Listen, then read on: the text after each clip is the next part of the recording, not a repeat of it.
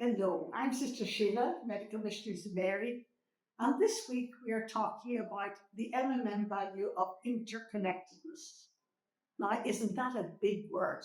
But it's really about a very simple truth that we are all connected to each other, and we're connected to everything around us, the plants, the animals, the trees.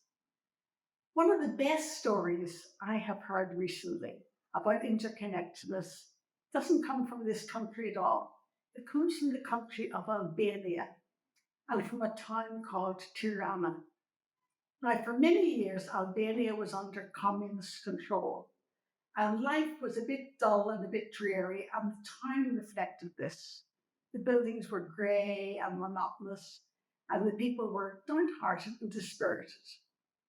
So a new mayor was elected called Edi Rama. And in his young days, he was actually an artist. But somehow or other, he ended up into politics. And he was elected mayor and he decided he had to do something for the town. But the town had no money. The finances were broke. So he scratched his head and he said, "Oh, I know what I'll do. I have some money for paint." And he took paint and he began painting some of the municipal buildings bright colours, reds and yellows and greens. And the people thought this was a bit of a stunt and they didn't believe it. But then more buildings began being painted bright colours. So then the people cottoned on and they said, "Oh, well, if he's doing that to town buildings, we could do it to our buildings too." So everyone began painting their houses' colours. And then the chains came off the gates, the padlocks came off the doors, people started paying their taxes again, the town became a tourist hub, and life was booming. And all because of the small action of painting a building.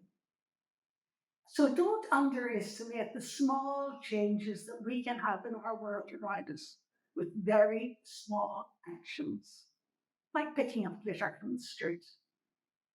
So think about interconnectedness today, how we're all intertwined with each other's lives, and how what I say and I do affect you and many other people.